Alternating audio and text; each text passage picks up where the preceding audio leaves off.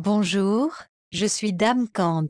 Cet audio est un de mes témoignages sur mes expériences de sortie hors du corps. Je vous parle ici de ce qui a conditionné mes premiers états vibratoires. Je vais vous raconter ma préparation involontaire qui a débouché sur mes décorporations nocturnes, aussi appelées voyages astraux ou sorties hors du corps. Le voyage astral est une expression de l'ésotérisme qui désigne l'impression que l'esprit se dissocie du corps physique pour vivre une existence autonome et explorer librement l'espace environnant. L'expression est liée à la croyance des occultistes, en un corps astral et en un plan astral. L'expérience se produirait en diverses occasions, à l'approche de la mort, au cours d'une opération sous anesthésie, sous le coup d'une douleur intense, au cours d'une méditation, lorsque le corps est dans un état de relaxation avancée, lors du sommeil profond, sous l'emprise de drogues hallucinogènes,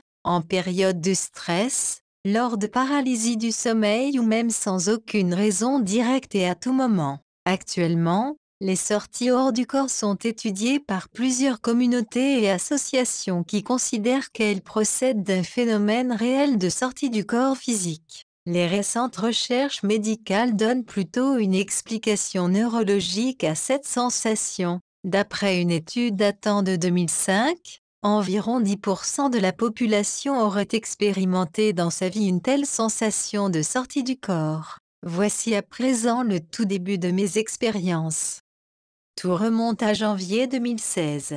Mon deuxième enfant a 6 mois. Aussi, je me rends plusieurs fois par semaine au yoga depuis mon accouchement. Les autres jours, je pratique le yoga sur mon tapis à la maison. Je m'harmonise tous les jours par le chant vibratoire ou au diapason. De plus, je médite, je pratique l'ancrage, je me rends à tous les stages de Qigong de ma région. Cela peut paraître beaucoup. J'avais besoin de ces moments de calme et d'introspection pour tenir bon dans la vie. À l'époque, avec mon mari, nous dormons peu, notre sommeil est interrompu plusieurs fois par nuit par nos 2 enfants. Il est important de savoir que mon mari est absent une nuit par semaine et que ce sera par la suite lors de cette absence que je vivrai des phénomènes particuliers. Nous installons notre deuxième enfant dans sa chambre alors que jusqu'ici il dormait près de nous. Ainsi me voilà seule dans mon lit une nuit par semaine. C'est à ce moment que j'ai commencé à avoir des sortes de terreurs nocturnes une fois par semaine et uniquement lorsque je dormais seule.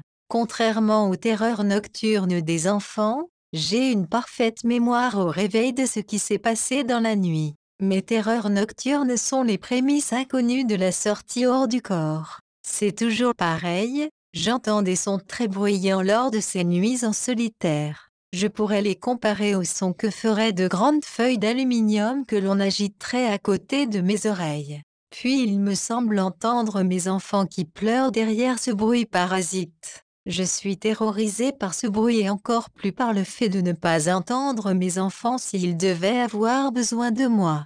Parfois j'entends des musiques classiques, parfois des voix, parfois des cloches. À cela s'ajoutent des sensations, comme des ondes électriques qui viennent de loin et qui me balaient. Je suis vraiment terrifiée par ce qui me semble être des hallucinations auditives. Je finis à chaque fois par sortir difficilement de ma léthargie et je demande à qui voudra bien m'entendre que cela s'arrête. En général, c'est efficace, mais il est arrivé que cela se reproduise plusieurs fois dans la nuit. L'allumage de la lumière est finalement le geste le plus efficace. Je suis dans l'incompréhension totale face à ce qu'il se passe. J'ai échafaudé beaucoup de théories comme une montée de Kundalini, mais rien de satisfaisant. À l'époque, je suis très occupée par mon désir de me refaire une santé par des pratiques saines au quotidien, sport, alimentation, méditation, etc.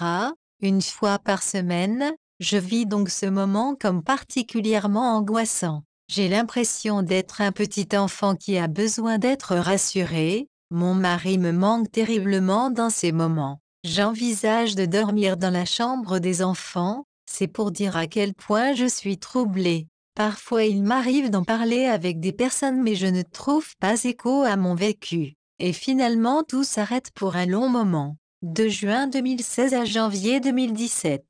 En juin chaque année, Débutent les vacances annuelles de mon mari. On a la chance de passer 3 mois sans être séparés.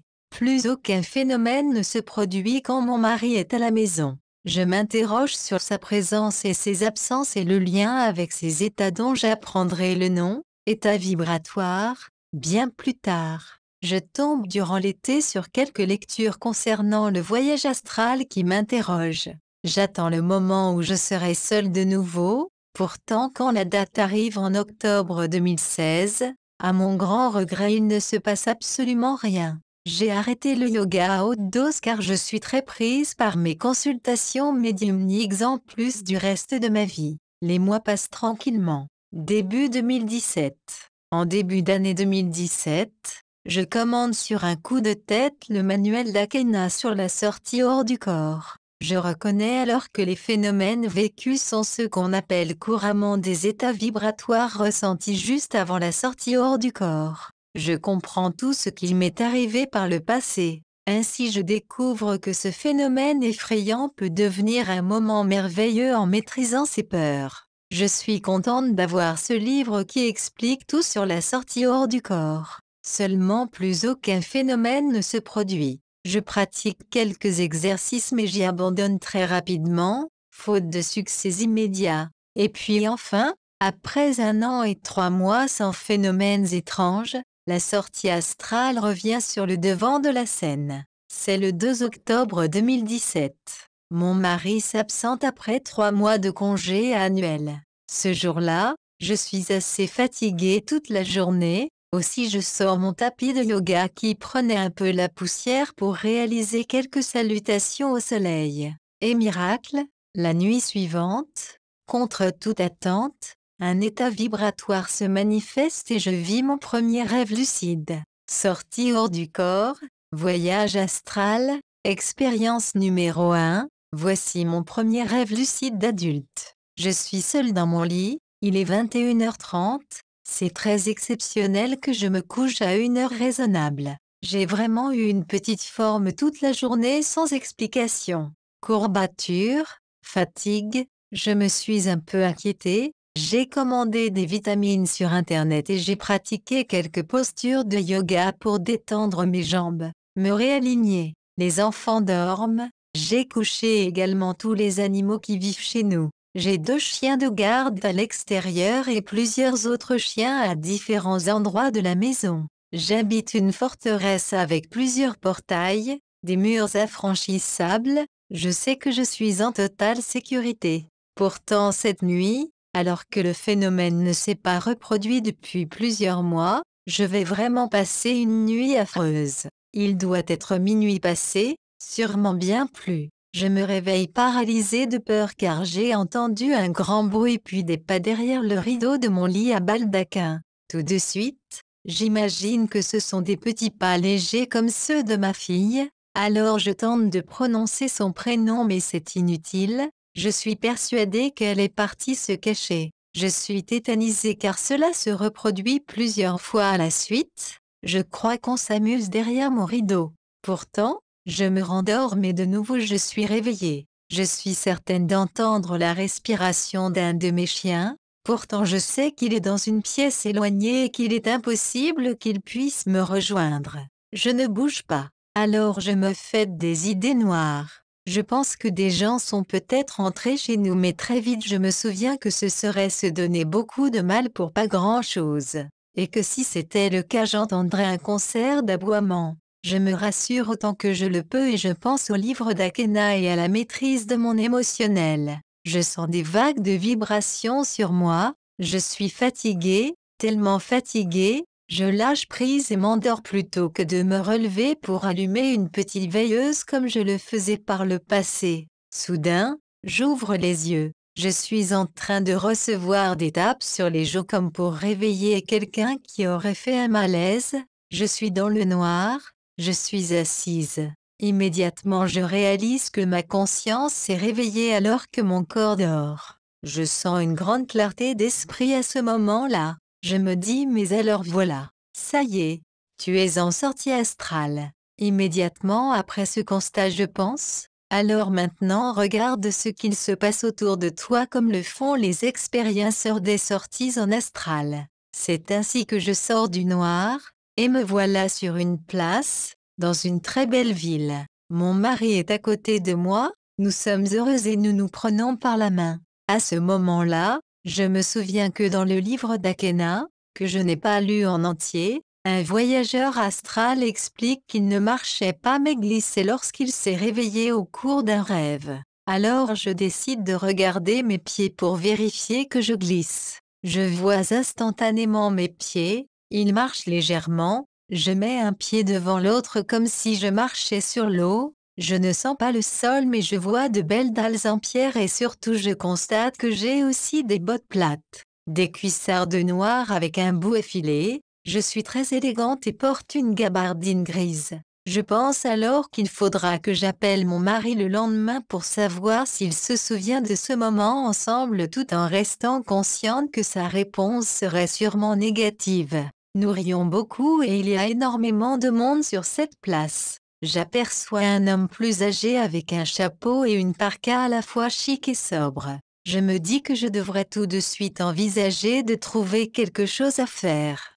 Alors je propose à mon mari de voler. Nous nous élevons seulement à un petit mètre du sol et nous voici un peu dérangés de marcher au niveau des épaules et des têtes de la foule. Je commence à penser au temps, je me dis que c'est long, que je ne sais plus quoi faire. Vraisemblablement, je n'ai aucun but alors je regarde un arbre de couleur verte qui reflète la lumière dans ses feuilles et me rendort. Je finirai ma nuit dans des rêves non lucides. Puis à mon réveil. Je suis réveillée à 5 heures du matin par ma toute petite fille. Elle pleure alors je me lève et je file comme une flèche pour la retrouver. Je constate que je suis dans une forme olympique ce qui est rarement le cas. Pendant que je la longe, je me souviens de tout, je suis très excitée et je ne me rendormirai pas avant 7 heures. Joint par téléphone dans la matinée, mon mari s'est rappelé avoir visité une ville mais ne se souvient pas de ma présence dans son rêve. Il sait qu'on lui a donné l'opportunité de revoir un lieu où il était allé étant enfant et que cela lui a fait très plaisir. Je passe les jours suivants à me remémorer les événements et à lire des témoignages.